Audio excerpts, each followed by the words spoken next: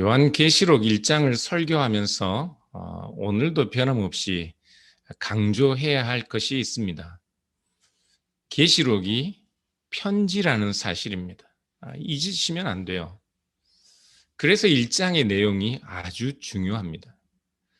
편지를 쓴 이유와 그 배경을 알아야 편지 전체의 내용을 오해하지 않을 수 있기 때문입니다. 그런 의미에서 9절부터 20절까지 요한 사도가 이 편지를 기록한 그 이유는 아주 주의해서 읽어야 하는 본문들입니다. 주의 날에 요한은 성령에 감동되어 뒤에서 들리는 큰 나팔 소리 같은 소리를 듣습니다. 그리고 그가 본 것을 두루마리에 기록하여 소아시아 7교회에 보내라는 하나님의 명령을 받습니다. 19절을 보시면 그가 본 것과 지금 있는 일과 장차 될 일을 기록하라는 주님의 말씀을 들어요. 요한계시록이 장차 될 일만 기록하는 것 아닙니다. 장차 될 일도 지금 사도 요한이 본 것과 지금 일어나고 있는 일들과 관계된 일입니다. 그래서 장차 될 일이 무슨 베리칩 씹는 그런 이야기 아니에요. 공산당들이나 무슨 모슬렘들이 머리 뿔 달린 괴물들처럼 세계 전쟁을 일으키거나 세계 통일 정부가 세워져서 거기서 적 그리스도가 나오는 그런 이야기 하는 것 절대 아닙니다. 요즘 사람들이 이 코비드 백신 맞는다고 하니까 어떤 사람들은 그 백신에 베리칩을 넣어서 주사한다고 그렇게 떠드는 사람들이 있어요. 유튜브에 유행하고 있어요. 웃기지도 않지요. 여러분, 실제로 얼마 지나지 않으면 여러분 몸 안에 여러분의 혈관을 타고 눈에 보이지 않는 작은 컴퓨터 센서들이 돌아다닐 날들이 곧 옵니다. 실제로 그런 컴퓨터 센서들을 여러분 몸 안에 집어넣을 날들이 곧 와요. 그 센서들이 여러분 몸 이곳저곳을 돌아다니면서 건강 상태를 수시로 체크해서 100년을 청년처럼 사는 날이 곧 옵니다. 10년 안에 올 수도 있어요. 그런지 지금 연로하신 분들 10년만 잘 버티십시오. 100년을 같이 잘 살 수 있습니다. 그런 날 오더라도 컴퓨터 센서들이 우리 몸 안에 돌아다닌다고 해도 그걸 666이라 그런 말 하지 마세요. 아무런 관련 있는 게 아니에요. 유튜브를 보면 아직도 지구가 평평한 네모라고 믿는 사람들이 엄청나게 많습니다. 지구가 네모난 평평한 네모래요. 내일 모레 미국의 대통령으로 바이든이 아니라 트럼프가 다시 대통령이 될 것이라고 떠드는 사람들도, 그렇게 믿는 사람들도 아직 많아요. 그런 소리 듣고 카톡으로 퍼나르는 사람들도 있어요. 요한계시록이 말하는 장차 될 일은 그렇게 소수의 몇 사람만 알 수 있는 그런 비밀스러운 일에 관한 것이 아닙니다. 요한이 본 것, 지금 일어나고 있는 그 일들을 알면 당연히 기대할 수 있는 일들이 장래 일들이에요. 묵시라는 말도 은밀한 것, 가리워져 있던 것들을 드러낸다는 말입니다. 요한계시록 1장 1절에서 예수 그리스도의 묵시라 그렇게 말할 때 그 묵시는 예수 그리스도에 관하여 가리워져 있는 것을 보여준다는 말이죠. 요즘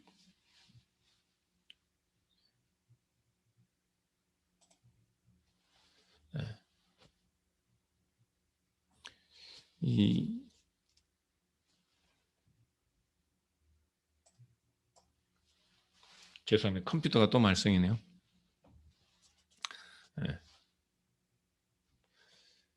그러니까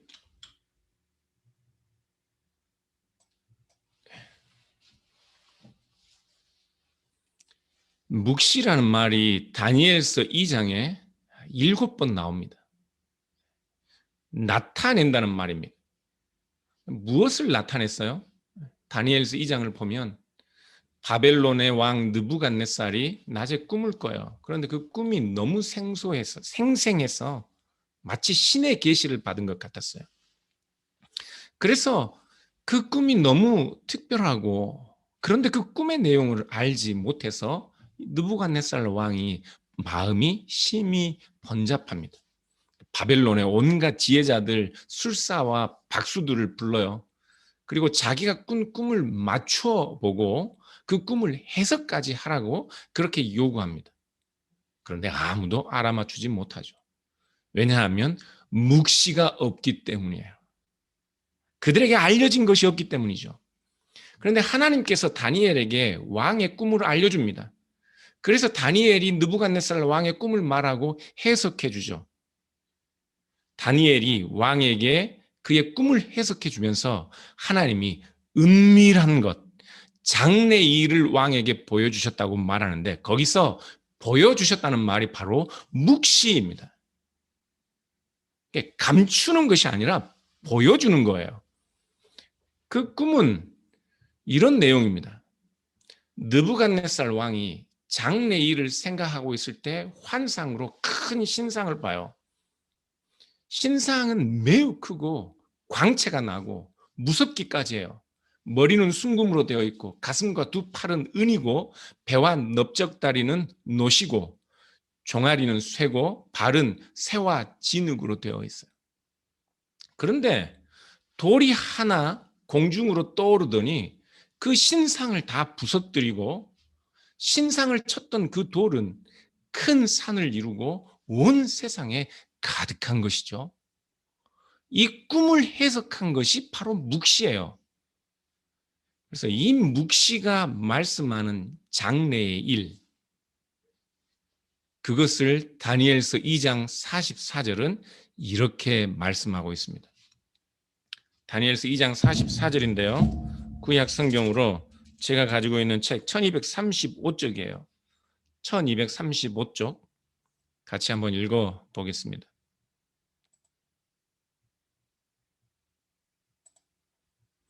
같이 읽겠습니다.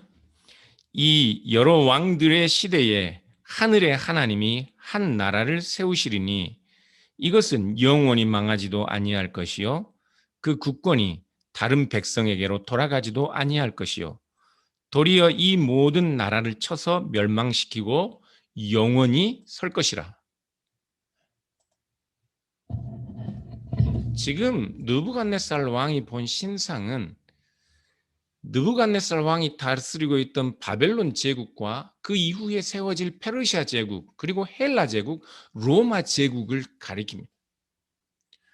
다니엘이 전한 묵시는 장래의 후일에 바벨론과 페르시아, 헬라와 로마 제국을 지나면서 공중에 떠오른 돌이 금과 은 무너지지 않을 것 같은 새로 지어진 제국들을 무너뜨리고 온 땅을 덮는 큰 산을 이룰 것이라는 그 예언이었어요.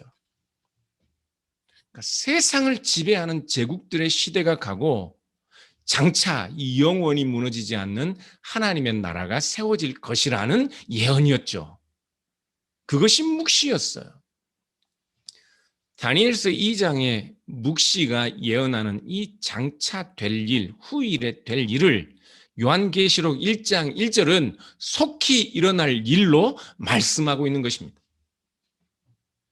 1장 3절에 때가 가깝다는 말도 그 일이 먼 미래, 아직 시작되지 않은 어떤 일을 가리키는 일이 아니라 이미 시작된 일, 아직 완성되지는 않았지만 이미 진행되고 있는 그 일을 속히 일어날 일, 때가 가깝다 그렇게 말씀하는 것이라. 그러니까 계시록 1장의 예수 그리스도의 묵시는 다니엘서 2장에서 장래에 일어날 영원히 무너지지 않는 하나님의 나라에 관한 묵시이고 그 나라가 지금 예수 그리스도를 통하여 지금 급하게 성취되었고 성취되고 있고 완성될 것이라는 말씀인 것입니다. 놀랍죠? 여러분들은 지금 이 내용들이 이해가 되고 있습니다. 이해가 되는 것에 놀라고 계신 분들의 표정이 보여요. 이 내용들을 이해하시는 여러분들이 대견스럽습니다. 이 내용을 이해하지 못하면 요한계시록 전체가 잘못된 방향으로 가요. 우리 주님께서 기록하라고 명하시는 것들, 내가 본 것과 지금 있는 일과 장차 될 일은 같은 이야기의 다른 면들이에요. 지금 있는 일과 장차 될 일을 지금 요한계시록은 계속해서 이제 앞으로 우리에게 소개하고 있겠지만 그 일들은 지금 요한이 보고 있는 그 비전, 요한이 보고 있는 그 일과 다른 이야기, 떨어져 있는 전혀 새로운 이야기로 읽어서는 안 되는 것입니다. 우리도 그럼 지금 사도 요한이 무엇을 보고 있는지 함께 좀 봐야겠어요. 1장 12절부터 16절까지 보겠습니다. 요한계시록 1장 12절부터 16절 같이 읽어보겠습니다. 몸을 돌이켜 나에게 말한 음성을 알아보려고 돌이킬 때에 7 금촛대를 보았는데 촛대 사이에 인자 같은 이가 발에 끌리어 옷을 입고 가슴에 금띠를 띠고 그의 머리와 털의 희기가 흰 양털 같고 눈 같으며 그의 눈은 불꽃 같고 그의 발은 풀무불에 단련한 빛난 주석 같고 그의 음성은 많은 물소리와 같으며 그의 오른손에 7 별이 있고 그의 입에서 좌우에 날선 검이 나오고 그 얼굴은 해가 힘있게 비치는 것 같더라. 요한은 7 금촛대 사이에 계신 인자와 같은 분을 봅니다. 구약성전에서 성전을 밝히는 7 금촛대는 성전 전체를 가리키기도 하고 또 이스라엘 그 전체를 하나님의 백성들을 상징하기도 합니다. 20절을 보시면 이 7 금촛대가 7 교회를 가리킨다고 말씀하죠. 그러니까 7 교회는 그 당시에 실제적으로 존재하던 소아시아의 7 교회이지만 7 금촛대가 하나님의 성전 전체를 가리키고 이스라엘 백성들, 하나님의 모든 백성들을 상징했던 것처럼 7 금촛대도 세상에 흩어진 모든 교회들을 가리킵니다. 그런데 그 교회들 사이에 세상에 흩어져 있는 모든 하나님의 교회들 사이에 누가 계셔요? 인자와 같은 분이 계셔요. 지금 요한계시록 1장 12절 이하에 묘사된 인자의 모습은 다니엘서 7장과 10장에서 묘사된 인자의 모습과 아주 흡사합니다. 아까 우리가 다니엘서 펴서 읽었는데요. 다니엘서 10장 5절을 넘겨서 읽어보시면 5절 6절을 보시면 그때에 내가 눈을 들어 바라본 즉 한 사람이 세마포 옷을 입었고 허리에는 우바수 순금띠를 띠었더라. 또 그의 몸은 황옥 같고 그의 얼굴은 번갯빛 같고 그의 눈은 횃불 같고 그의 팔과 발은 빛난 녹과 같고 그의 말소리는 무리의 소리와 같더라. 다니엘서 10장 20절을 보시면요. 이 인자가 나가서 페르시아 군대와 싸울 것이고 그리고 나서는 헬라 군이 다시 이를 것이라 그렇게 말씀합니다. 그러니까 다니엘서 2장의 묵시가 예언한 대로 인자가 모든 우상을 부수고 영원한 나라를 세우는 공중에 뜨인 돌처럼 다니엘서 10장에 묘사되고 있어요. 그런데 그 인자가 역사를 주관하시는 분으로 그래서 신적 영광을 입으신 하나님과 동등한 것처럼 그렇게 묘사되고 있는 거예요. 지금 사도 요한도 그 다니엘서 10장에 묘사된 것과 같이 신적 영광 가운데 계신 역사를 주관하시는, 그리고 이 세상 모든 일들을 진리로 판단하고 심판하시는 그 인자의 모습을 묘사하고 있는 것입니다. 발에 끌리는 세마포 옷, 그리고 허리에 두른 순금띠는 그 인자가 제사장이나 왕이 입는 옷을 입고 있는 것으로 그렇게 묘사합니다. 머리와 털의 희기가 흰 양털 같고 눈 같다는 말은 그분의 지혜와 영광스러움을 의미합니다.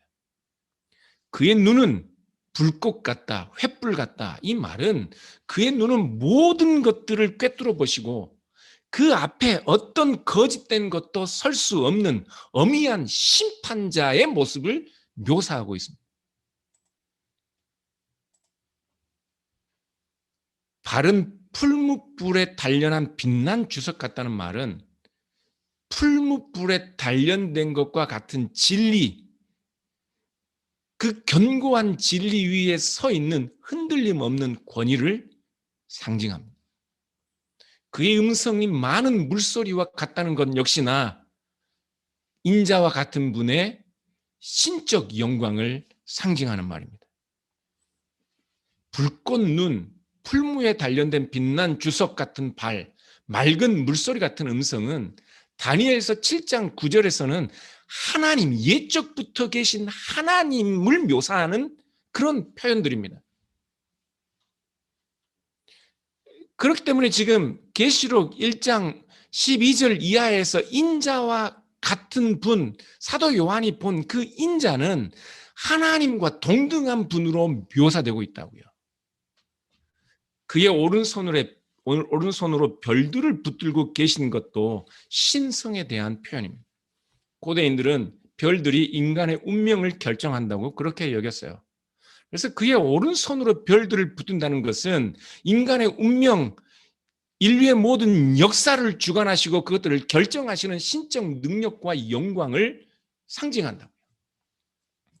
그의 입에서 나오는 양날선 검, 입에서 실제로 검이 나오는 것이 아니라 혼과 영과 관절과 골수를 찔러 쪼개는 하나님의 말씀이 그의 입에서 나오는 것을 상징적으로 표현하는 것입니다. 해가 힘있게 비치는 것 같은 그 얼굴도 역시나 신적 영광을 가리킵니다. 사도 요한이 이 신적 영광에 사로잡힌 인자와 같은 일을 보고 죽은 것 같이 된 것도, 그리고 17절 뒷부분에서 죽은 것 같이 땅에 엎드린 그를 보면서 인자와 같은 분이 하시는 말씀도 모두 인자와 같은 분의 신적 영광을 드러내는 표현들입니다. 인자와 같은 분이 오른손을 그에게 올리시고 두려워 말라, 나는 처음이요 마지막이다, 그렇게 말씀하시죠. 계시록 1장 8절을 보십시오.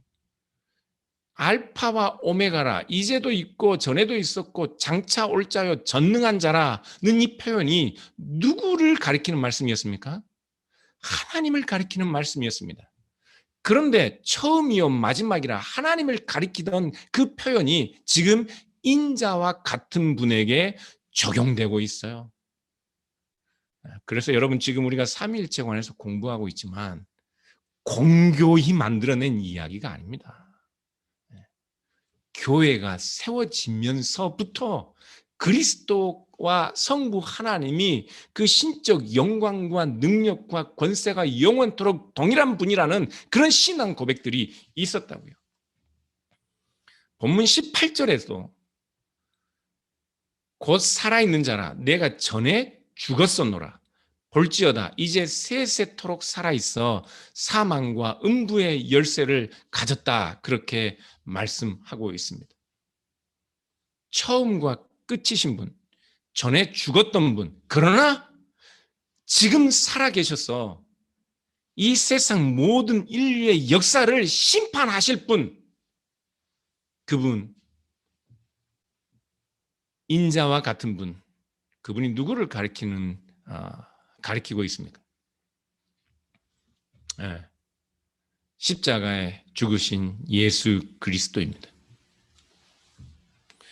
십자가에 죽으신 이 예수 그리스도가 다니엘서 2장, 다니엘서 7장, 다니엘서 10장 그곳에 등장하는 인자처럼 구약의 하나님에게 돌려지던 신적 영광을 입으신 분으로 공중에 들어올려져 세상 권세를 심판하시고 영원한 나라를 세우신 그 하나님의 공중에 뜨인 돌처럼 하나님의 영원한 나라를 세우신 분으로 묘사되고 있다고요.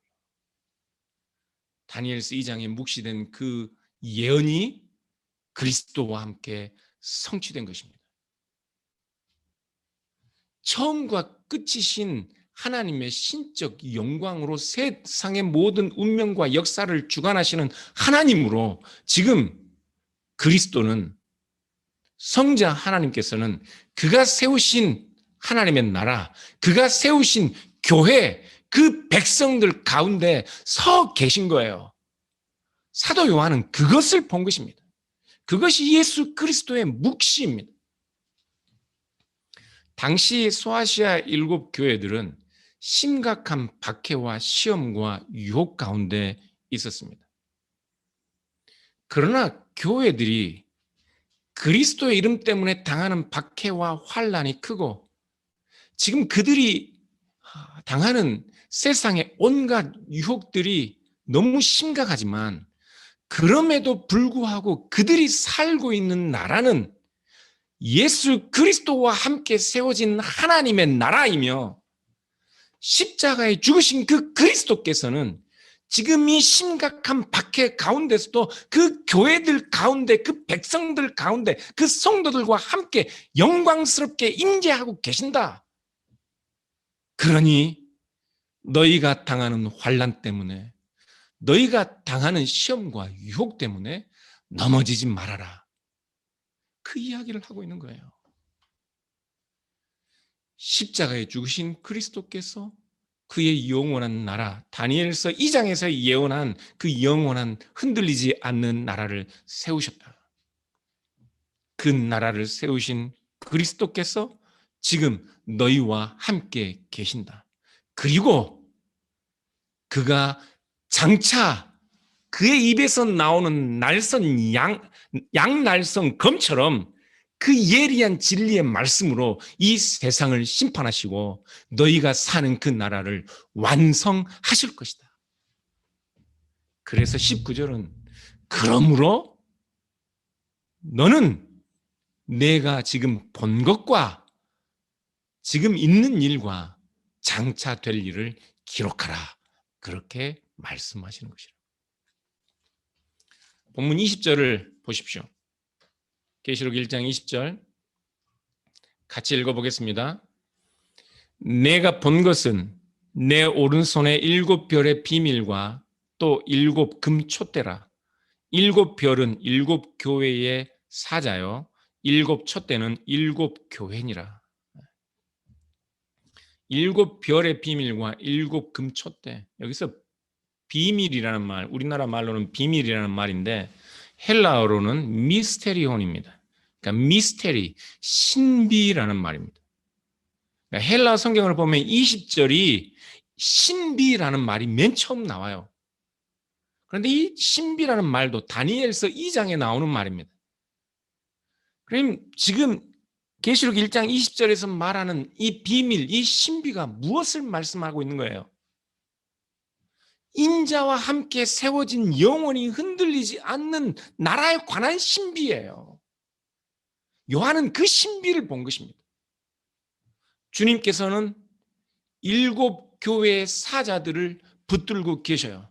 7 교회의 오른손으로 7 별들을 붙들고 계신다는 말은 그 7 별은 7 교회의 사자들을 의미하기 때문에 7 교회의 사자들을 붙들고 계신다는 말씀입니다. 그런데 사자라는 말은 헬라어로는 천사라는 말이고 때때로는 메신저로 번역되기도 합니다. 그래서 학자들이 하나님께서, 성자 하나님께서 그 오른손으로 교회의 사자들을 붙들고 계신다는 이 말을 다양한 방식으로 해석하는데 크게 세 가지로 해석할 수 있어요. 첫 번째는 교회를 지키는 천사들로 해석합니다.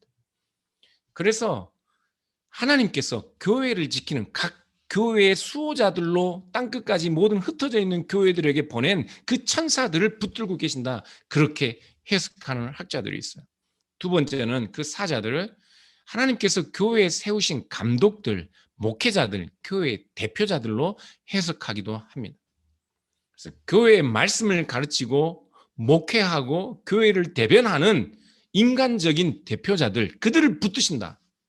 세 번째 해석은 교회 전체가 붙들고 있는 정신, 그들의 신앙의 내용, 믿음, 그것을 의인화한 것이라 해석할 수도 있습니다.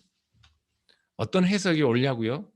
저는 어느 해석을 택하든 세 가지를 다 택하든 아무 문제가 없다고 봅니다. 왜냐하면 지금 어떤 방식으로 해석하든지 이 말씀은 영광스러운 신적 보좌에 서신 성자 하나님께서 그 교회의 사자들을 붙드신다는 그 말씀은 결국 교회를 그의 권능의 오른팔로 붙드신다, 단단하게 붙드시고 지키신다는 말과 다른 말이 아니기 때문에 그렇습니다. 제사장이 성전에서 항상 불이 꺼지지 않도록 등불을 지키고 돌보는 것처럼 그렇게 우리 주님께서 자기 백성들을 금촛대처럼 제사장처럼 그 불들을 돌보고 지키고 계신 것입니다. 그것이 신비입니다. 그것이 신비. 교회가 그 그리스도의 신적인 다스림, 신적인 임재 안에 있다는 것이 신비입니다. 힘들죠. 사는 것이 힘들죠. 믿음을 지킨다는 것이 힘들죠. 경제적으로 어렵고 몸은 약하고 쉬고 싶고 세상 사람들이 살아가는 방식대로 가면 편할 것 같은데 지금 우리가 믿고 예배하고 우리가 부르는 찬송이 과연 우리의 삶에 무슨 유익이 있는가, 그런 생각이 수십 번 수백 번 들 때도 있습니다. 세상의 온갖 것들이 우리의 신앙을 조롱하듯 우리를 유혹하기도 합니다. 그러나 사랑하는 여러분, 처음과 나중이신 성자 하나님, 전에는 죽었지만 지금은 살아서 그가 세우신 영원한 그의 나라를 심판하시는 권세로 보존하시고 지키시고 완성하실 그 하나님, 그분이 여러분을 붙들고 계셔요. 교회를 붙들고 계신다. 세상에 어떤 방해가 있고 어떤 환난을 당해도 우리를 유혹하는 것들이 아무리 많고 아무리 달콤해 보여도 그리스도의 성도들, 그리스도의 교회들이 세상을 비추는 촛대의 불빛처럼 영원한 나라의 왕과 제사장들처럼 이 세상에 나타나도록 우리를 붙들고 계신다고요. 그러니 우리가 포기한다고 포기할 수 없는 일들입니다. 그래서 주님께서는 사도 요한이 본 그 신비를 기록하여 우리들도 보고 그 계시록을 읽는 우리도 그 하나님 나라, 그리스도와 함께 세워진 그 나라, 지금도 여전히 그리스도께서 살아계셔서 그의 교회와 성도들을 붙들고 계신 그 신비를 성도들도 보고 세상의 온갖 멸시와 천대와 박해와 유혹들을 견디고 참고 이기라 우리를 격려하는 말씀을 주시는 것입니다. 오늘날 교회를 보면 심각하게 혼란스러운 일들이 많습니다. 교회 안에 교회 진리를 왜곡하는 사람들 너무 많아요. 자기 말로 마치 하나님의 말씀인 것처럼 사람들을 선동하고 마치 바람에 나는 것처럼 이리저리 세상의 시류에 휩쓸리고 거짓된 진리에 사로잡혀 사람들을 선동하는 거짓 증인들도 너무 많습니다. 속임수들이 있고 온갖 분쟁이 있고 교회 안에도 온갖 다툼과 탐욕에 젖은 싸움들이 있고 그 일들로 인해 교회들이 세상에 온갖 질타와 몰매를 맞고 있는 실정입니다. 그러나 그런 상황 가운데서도